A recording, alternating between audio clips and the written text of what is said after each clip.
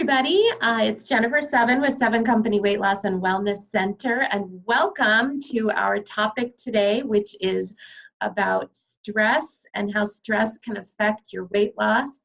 And more importantly, we're going to talk about sleep. Actually, sleep is a huge component of being able to successfully lose weight. I am so excited to have a friend and colleague of mine, Cheryl Mirabella, here today to talk to you. She has been in this field for many years. She has her own company, Living Whole Health, and has a lot of education and training to deal with all kinds of issues regarding eating, nutrition, weight loss, sleep, stress, and so much more. We'll touch a little bit more on some of that later. Welcome, Cheryl. Hi. Hi, Jennifer. Good morning. It's great to see you. Good morning. Is there anything else about your background you'd like to share with us today? Sure. I obviously am a nutritional health coach, but my background before that was I have a master's in counseling and psychology. And so I really bring in the whole person with regard to the work that I do. So there's a lot of mental and emotional health work that I do in the classes and the teaching that I do. And I'm also a mindfulness meditation teacher. So I have my MBSR background. So I've been teaching mindfulness in the workplace, which is really my heart work as well. Really bringing mindfulness into really everything that we do, but it certainly affects our health and in a positive way when we can do more mindfulness work. So that's a little bit more about my background. Awesome. And I did a session on mindfulness because Cheryl knows that I got my meditation certification and how very important mindfulness can be when you are eating and trying to lose weight. But today we're going to talk about sleep. So Cheryl, please share with us whatever you want to talk to us about sleep and how important it is and what the effects of not sleeping can be on your health. Exactly. So when I teach this class in person, I always ask, how many of you are getting a good night's sleep? And sadly, maybe 2 out of 10 hands go up, or like 20% of the room.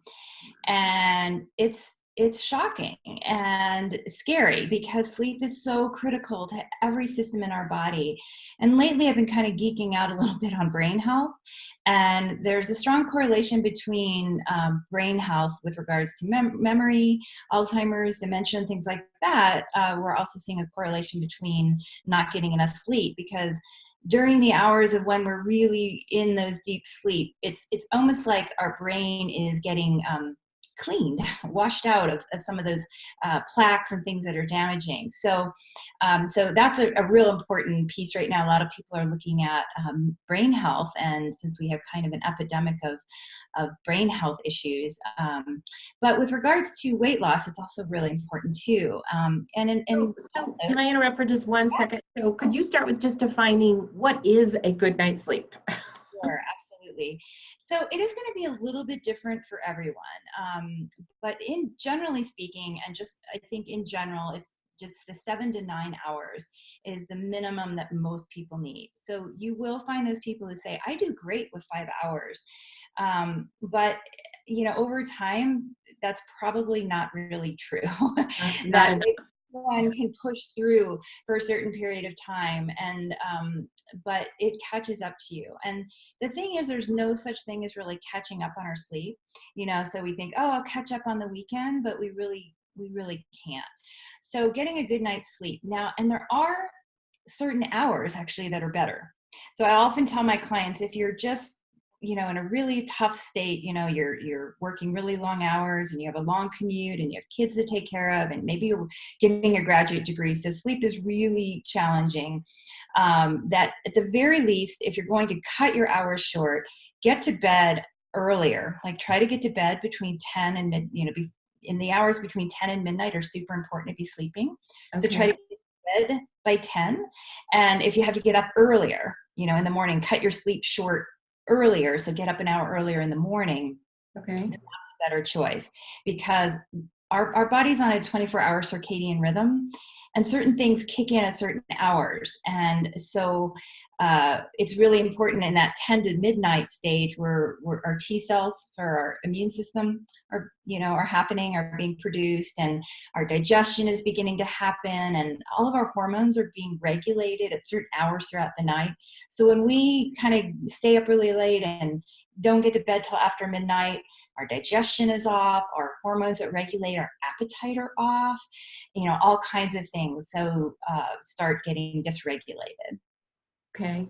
Well, and I know, like, I rarely stay up past 10 because I just can't. But I wake up frequently throughout the night. I either get up, use the restroom, or I just wake up and I can't go back to sleep. So I'm assuming that means it's not really a good sleep. Yeah, so this is true. There's being in bed for so many hours, and then there's getting deep rest. And so what I'm gonna do is go through some tips on what is preventing most of us from getting a good night's sleep, and then some tips on how to get around that or how to help with that, and see if we kind of hit most of the areas that most people can relate to. Okay. So one of the major things, well, this is kind of interesting because now we're in kind of a artificial type of lifestyle where we're not outside and we're not being exposed to the sun in the morning, and we're not necessarily getting our exercise then.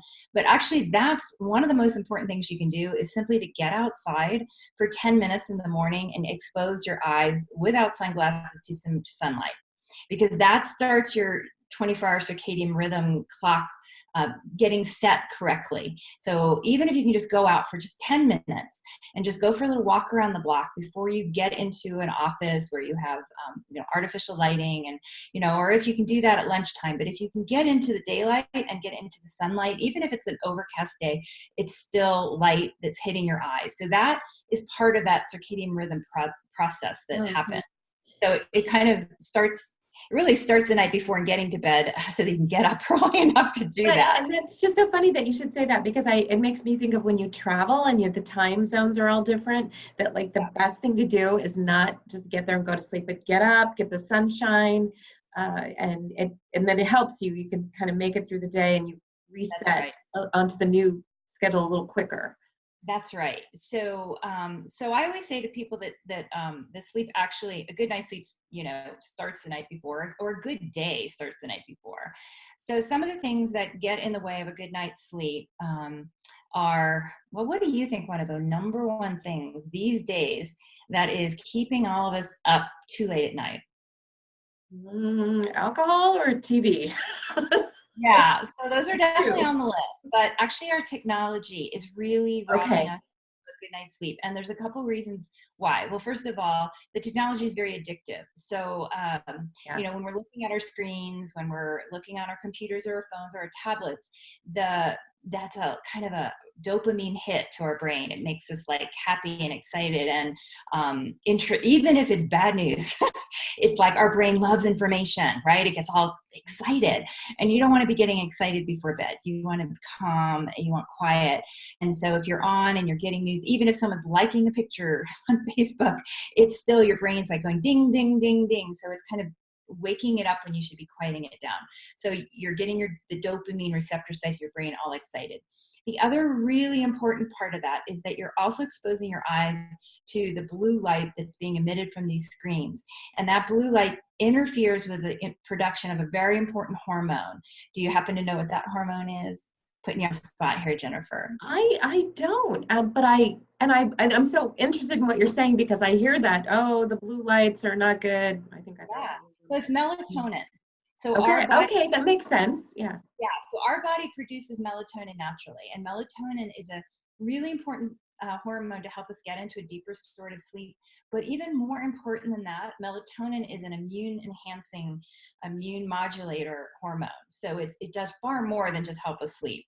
So by having our melatonin levels at optimal levels while we sleep, there's also a lot of good things happening in our immune system during the night. So, so in old times, right, the sun would go down and our houses would be dim, and we would naturally produce tons of melatonin and be falling asleep at 8, 9 o'clock and then waking with the dawn. not happening anymore. So we have to kind of look around our house and say, how many lights do I have on? How much light is coming into my eyes? There are some glasses you can get that are specially made for if you have to be on your devices late at night, that kind of block out some of those more damaging blue lights so that you're still producing melatonin. So I can maybe— And they're not gimmicks. They really no, work. they're for real, and they're not cheap either. So Okay. and they look kind of plenty. They're like a yellow hue to them. Oh, I'm interesting. not suggesting that you do that, and to avoid going to bed. But if, say, you had to work on some kind of homework project for the kids, or some kind of late night something you had to do, you would have those on. And even if it's in the hours leading up to bed, like you want, your intention is to get off the screens by 9 if you're in bed by 10, but from 7 to 9 maybe you're on the computers, that would be a good time, especially this time of year where it's dark, to have those glasses on. Oh, so I was going to ask you about how long should you be off your screen before you go to bed? Ideally an hour, but 2 hours is even better. Okay. And so and this is what I call good sleep hygiene. So I used to work with 4 functional medicine doctors in their office for working with their patients. And that's what we called it, is good sleep hygiene. Just in the same ways that you have other hygiene, you want to be thinking about your sleep is that important as you would a shower, brushing your teeth, and everything else that we do. When we have children, we put them on a schedule, right? And we know that if they are not in bed, everybody's life is miserable the next day. It's much more visible in the kids. But for us, it's also really hard. When we don't get a good night's sleep, we're much more irritable. We're much more hungry. And I'll explain about that in a minute, because I know that's an important part of this call. So we want to get to bed at least, we want to get off the technology at least an hour more is better before bed. Okay. So that's one of the main reasons. You mentioned alcohol. So a lot of people are like, let's have a nightcap, that'll knock me right out, that glass of wine. And it does, but it actually causes disruption for you getting into a deeper sleep. So you might fall asleep fast, but it causes your cortisol levels to rise because of the sugar in the alcohol. And so you may be rising, which will wake you up. It also stimulates your bladder and your kidneys. And so it's not a good idea to do alcohol before bed.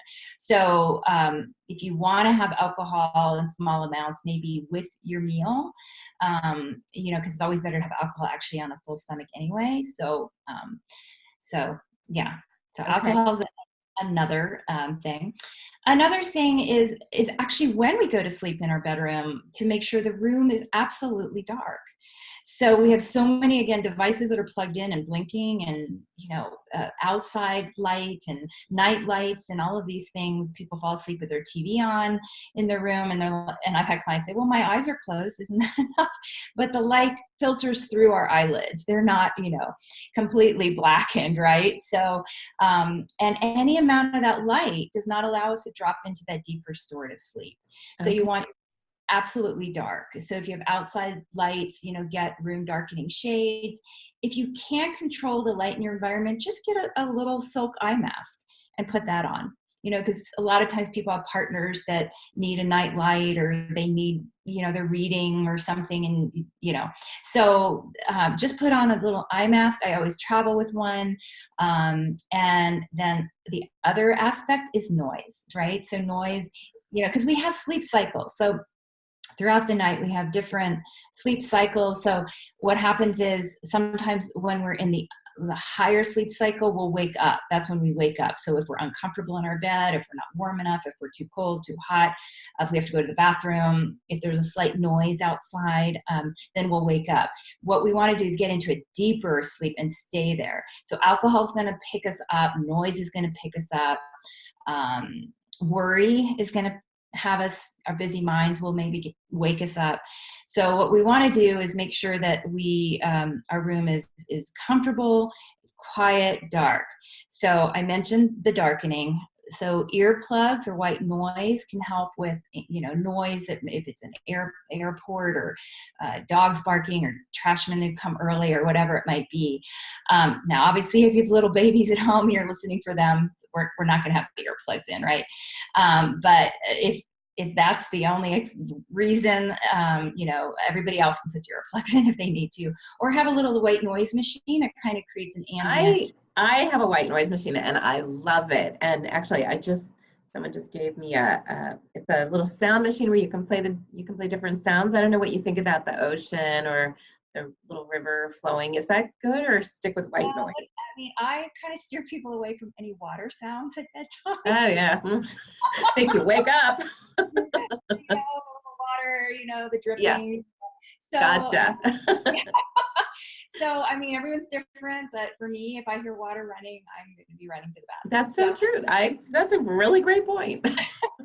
So, just there are some wonderful sounds, but I prefer just the white noise that doesn't, because even those other sounds kind of, then it's quiet and then it's noisier and quiet, and that can be, whereas white noise is just calming.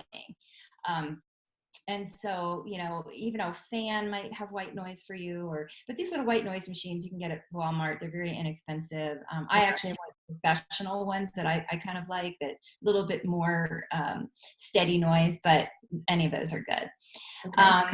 Some other things that affect our sleep at night are if we go to bed too full or too hungry.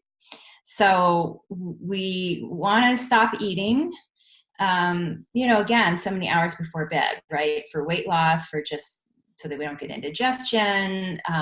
So say you ate super early because you got home and you were hungry and you ate at 5 and now you're not going to bed till 10, that's 5 hours. You might be a little hungry, and you don't want to go to bed hungry because you won't get a good night's sleep. For any of us who've ever gone to bed hungry, we know that you're just tossing and turning all night. But you also don't want to go to bed full. You don't want to be eating the wrong foods before bed. So, a little tiny snack of maybe some sort of healthy carb. Like I would sometimes make a tiny little bit of oatmeal, like maybe just a tiny little, a whole grain, or if I had some cooked whole grain, like a little bit of something like that, or a little bit of some peanut butter with like a little bit of apple or pear or banana or something like that. So very like a spoon of some yogurt, like you don't have to fill yourself up. You just want to get rid of the hunger pains. Right, just a little something on there. And what we usually tell our clients is try not to eat after 8.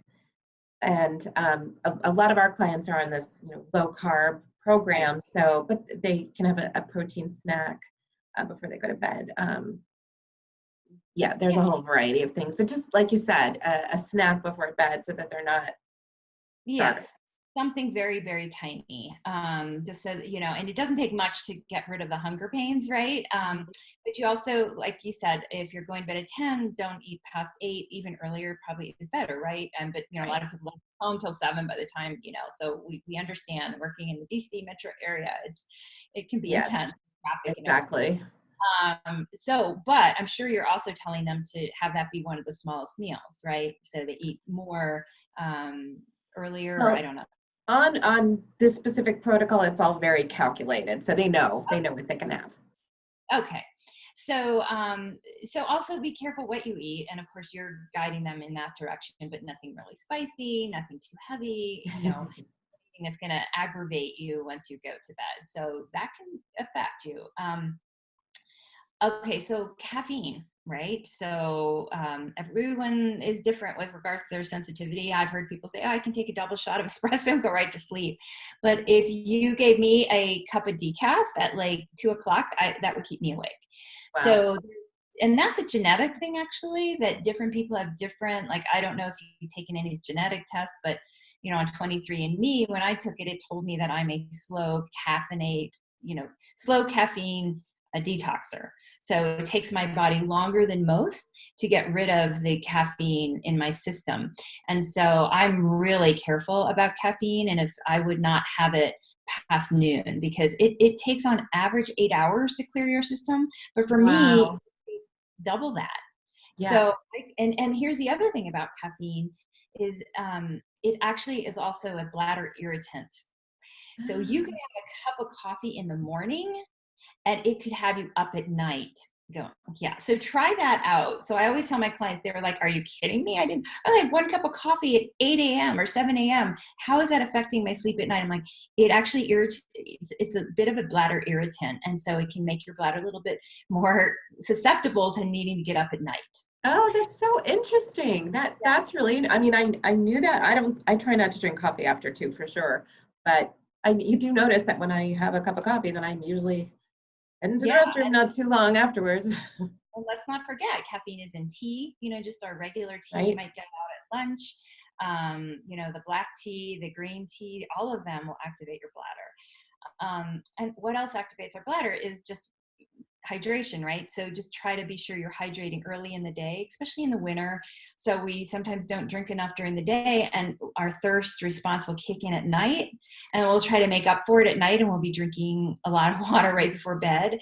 And I've been guilty of that. So again, just make sure that you're drinking, hydrating, getting 2 big glasses of water as soon as you get up in the morning, more throughout the day. Try to get your, and generally speaking, the guidance on this, and that I give my clients, I don't know what you share, but about half your body weight in ounces is a good number. Yeah, ours is recommending 64 ounces a day, pretty Yeah. much, and that's a good point. Don't save it all up to 8 o'clock at night.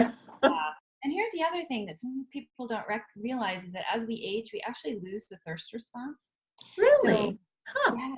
And so we may not actually feel thirsty. And so, especially if you have elders in your life, you just want to make sure they're hydrating, because they're not noticing that they're thirsty until they're really dehydrated. And it might just be that they feel lethargic. So, yeah. So let's see, did I cover everything? Oh, nighttime exercise can be kind of overstimulating too. So again, I know that sometimes people, that's the only time they can get it in, but that can kind of riv you up. So again, I've had clients say, it works for me, but we're all unique. So I'm not going to say these are guidelines. And so if you are working out at night and you're getting a great night's sleep, then ignore what I just said. But if you're trying to figure it out, you might just look at these factors and say, oh, I started this nighttime running or whatever, and all of a sudden I wasn't sleeping as well. So, these are just some things to look at. I don't like to say this is absolute for everyone, but in the sleep research I've done, and in the thousands of clients that I've worked with, this is what we figured out, and for my own experience as well.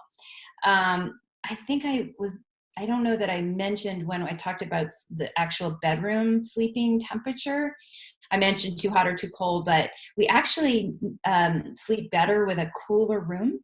So the good temperatures, like no more than 68 for sleeping. So winter or summer, we want to keep our room cool. And if it means more blankets, that's fine. But a room that's too hot, we don't get a good restorative sleep. And I think for us women who are maybe in our middle years, we're hot all the time. So I definitely like a cool bedroom. Yeah, so that's really healthy to sleep in a cooler bedroom, or even if you can sleep, even in the winter with a little bit of the window open. Yes. Not too noisy, just to get a little fresh air is not a bad idea. Yeah, it's kind of funny. One little story from my childhood is just that my dad, he had a sliding glass door off the master bedroom, and he would turn the heat off, and he had that door open, and we were cold.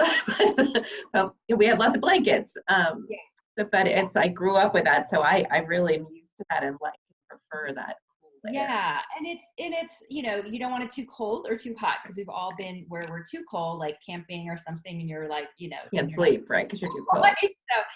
So let's see, we covered nighttime exercise, alcohol, room temperatures, late afternoon caffeine. Oh, what I didn't mention was we talked about light, the right snacks, sharing your bed.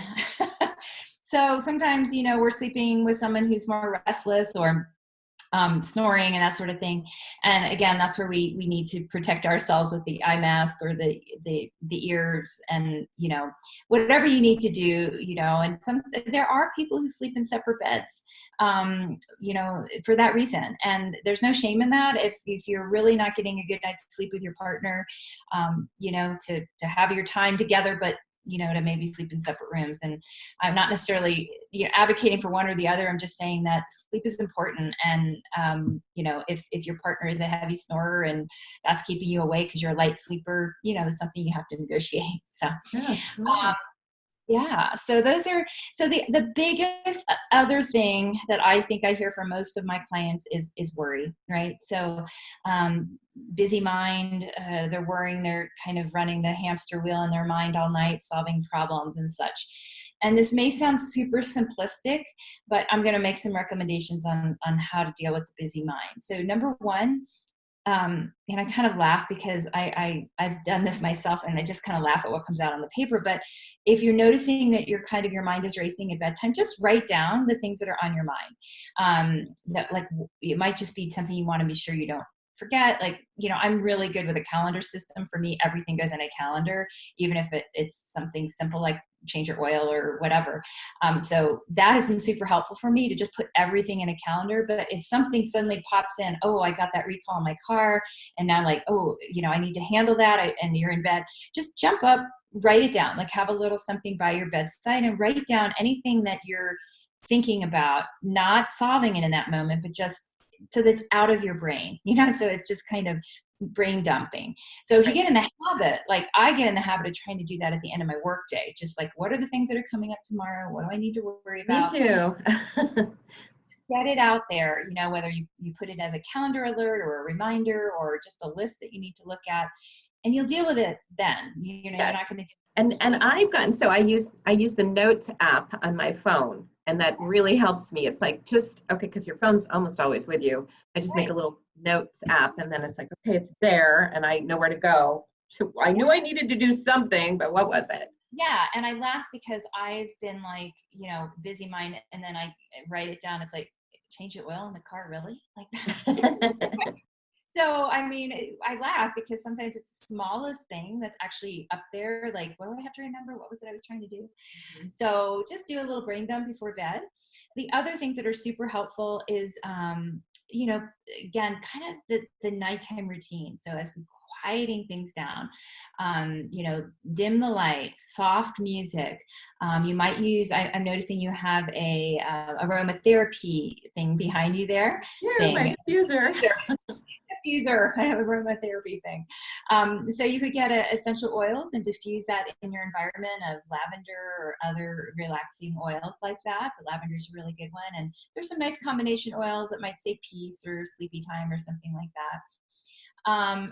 There are herbs that are really calming. Now they come in a tea form, but then we're back to the consuming of liquids, right? Mm-hmm. So if you do the tea like right after dinner, like say you're eating 7 or 8 and then you drink a chamomile tea or a sleepy time tea, or there's some really nice traditional medicinals and yogi teas make some really beautiful herbal formula teas that have like 4 or 5 different herbs that work in synergy. So I really like to start with the herbs because our body doesn't produce herbs. And so there's no problem with drinking some gentle herbal teas. But there is also a supplement. Can I recommend a supplement here? Sure, absolutely. Yeah, one that I like is called Deep Sleep. And the company is called Herbs Etc. You can get it at Whole Foods or online, and it has the same combination of gentle herbs like lemon balm and poppy seed and chamomile and lavender that you get in the tea, but it's in a pill form. So it's later, and you don't want to drink the tea. The liquid. So, yes, and what I noticed with that is that, again, remember I talked about our sleep cycles, when we, instead of coming up and waking up, it keeps us into a deeper sleep. Okay. That works really well. I'm going to try that, I think. Yeah, so that works really well. And so the other supplement that I sometimes use myself, and smaller is better, is melatonin itself. And I get the smallest dose you can get is 0.5 milligrams, and that actually Trader Joe sells it in a chewable. And I take that when I'm going through periods of not sleeping as well.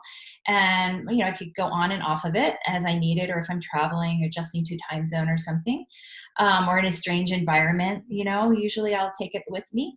And you just take that right before bed. And, but a lot of times I see people taking like really high doses of melatonin. And I'm not comfortable with that because our body produces melatonin. And if we start supplementing with high doses, our body could start to reduce the amount it produces naturally. Oh, interesting. Okay. So that's why I always say start with the herbs, because our body doesn't produce those, right? So that can't affect our hormone production. And then if that's not working as well, you can add in the melatonin in the smallest possible dose, and then go off it if you find that because sometimes it's just like a mental thing. Oh, I didn't sleep last night or the night before. I need to sleep tonight. take a little gentle something like that. And then once you notice you're sleeping again, try to go off of it if you can. Okay, And you won't great. feel dramatic on or off. It's not like a sleeping pill, which Okay. Cheryl, I'm going to just ask you to just now dive a little bit into what happens when you don't sleep regarding your weight loss or trying yeah. to lose weight, because So just what happens watching when the we time a little bit, I don't want to okay. run over. So we have two hormones. One is called ghrelin and one is called leptin, and they regulate our appetite.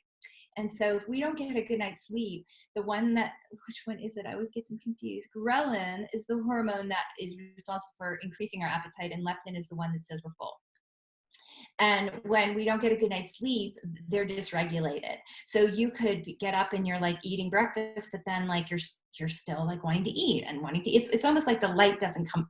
You know, you eat, and instead of the light switch going down, like good, I'm satiated and satisfied. It doesn't. So there's an actual hormone dysregulation that happens when we don't get a good night's sleep. You might also notice that you're a little bit more stressed. And so you're going to reach for more what? Carbs and things that calm you down, sugary things to pick up your energy, simple carbs to pick up your energy, caffeine, right? So you get in this whole bad cycle of reaching for all the wrong foods because you're exhausted and you're irritable. You're more irritable. And the same thing that someone said to you yesterday, you were fine with and you could deal with, and now today you're grumpy and you're irritable and you can't quite focus and figure things out as well. And so you're again, so a lot of bad things happen, right?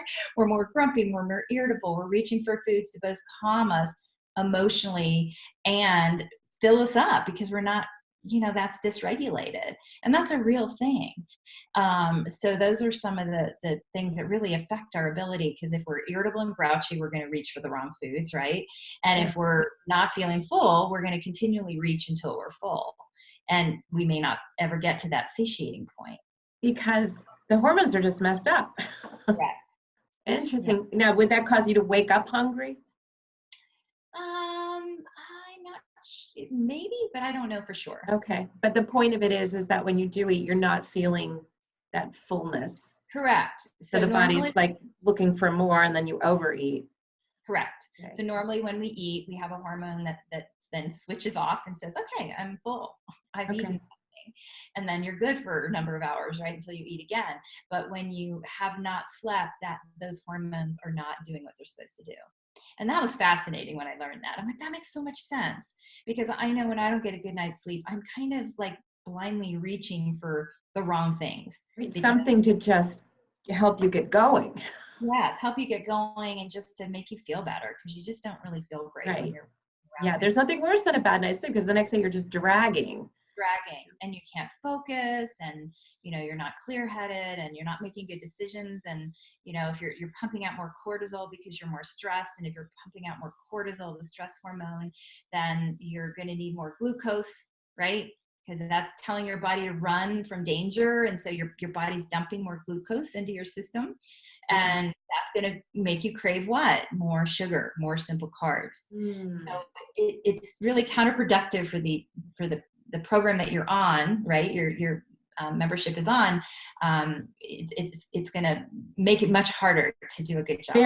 Very counterproductive. Very counterproductive. And I think you mentioned that you can't make it up. When you aren't getting that good night's sleep, it's not like you can sleep 15 hours the next night and you've made it all up. And the thing is that in the long run, what a lot of people do who aren't sleeping, what they do is they push through it with a lot of caffeine and sugar. And eventually that really wears down your adrenal glands that sit on top of your kidneys. That eventually really wears you down. I've seen a lot of clients with adrenal fatigue, and they're having a hard time functioning, which then affects your whole endocrine system, your thyroid. So we really have to look at sleep as a critical piece of our health, and a critical part of our weight loss, and a critical part of our mental health and our emotional health and our brain health. It's not something to just poo-poo and say, I'll catch up when I have time.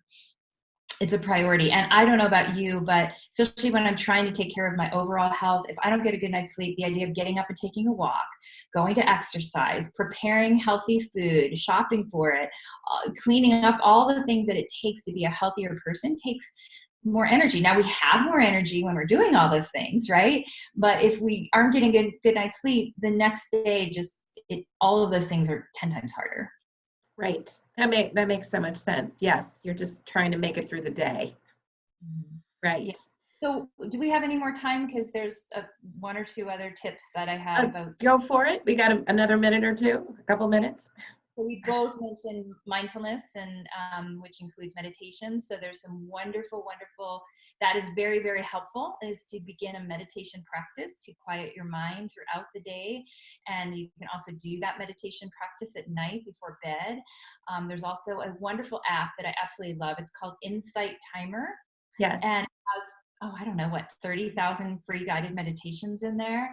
And there are some for sleep. Now, I did say we don't want the technology around, that we're watching, but if you, maybe have a Bluetooth or even just your phone away from you at night. By the way, I want to mention that you don't want to sleep with the phone near you or next to your head or next to your bed. Try to get it as far away as possible. If you could have like the phone in another room and the Bluetooth playing, then it'll go off. You can have it on sleep mode. And there's meditations for sleep. And they're wonderful. So they can kind of just talk you into sleep. It could be a body scan, yoga nidra, or just a sleep meditation. So you can look up in this app, sleep meditations, and everywhere from 5 minutes to an hour, they'll come up in many, many choices. And you find the voices and the people that you like, and that can be super helpful. So guided meditations, your own quiet sitting meditation practice where you just, a body scan, you could do it in your own bed where you kind of just start at your head, go all the way to your feet, just kind of naming each body part, and, and that can put you to sleep. And then soft belly breathing is one that's really powerful, because that gets us out of that sympathetic nervous system, which is that activation of our fight and flight response. I'm not going to sleep tonight. Oh my God, my whole day is going to be ruined. I have so much to do tomorrow. Just do the deep belly breathing where you breathe in slowly through your nose, extend your belly. And when the breath goes into the lower part of your lower lung lobes, that sends a message to your brain that you're no longer in fight and flight. So just 2 or 3 of those. When you wake up in the middle of the night and your mind is racing, what I like to do is the belly breath, and also a sweet little mantra, little words I tell myself, like I'm happy, safe, and calm. All is well in my world. I'm sleeping well. So you just tell yourself these things instead of, oh my God, and you look at the big clock with the huge don't look at your phone. Don't even bring that in. For all you know, you've just fallen asleep. You have another 6 hours to go back to, Right. Isn't that, and that's so the worst is when you wake up like 15 minutes before you're supposed to get up and you're like, no. Yes. So make sure you don't have a clock with lights on. You don't look at a clock. Everything's darkened. Cover everything. You're in a tomb. A nice, quiet, peaceful, sweet, Dark, cool. Oh, that's so awesome. Cheryl, this has been really amazing information about sleep, and I really appreciate it. I wanted to share with you all that Cheryl has a website. It's www.livingwholehealth.com. And she has so many wonderful classes that she teaches, so much information to share. She was mentioning earlier about brain health, and we know how bad it is right now with the dementia and Alzheimer's.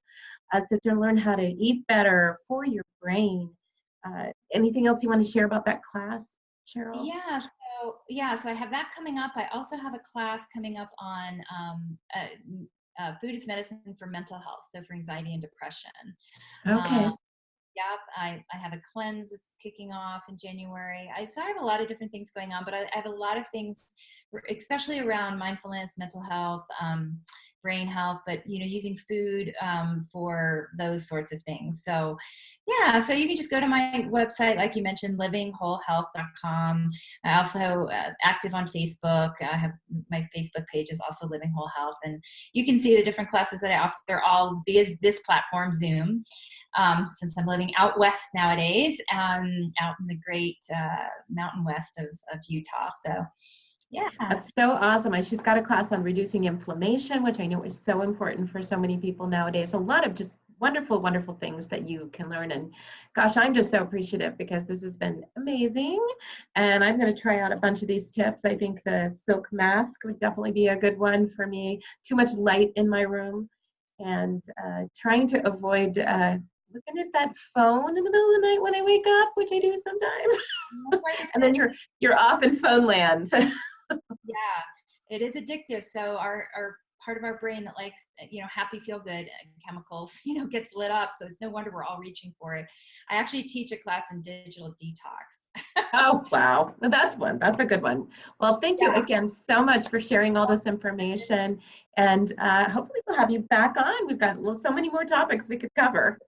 I would love it. It's so good to see you. Take care. Okay. Thank you, Cheryl. Bye.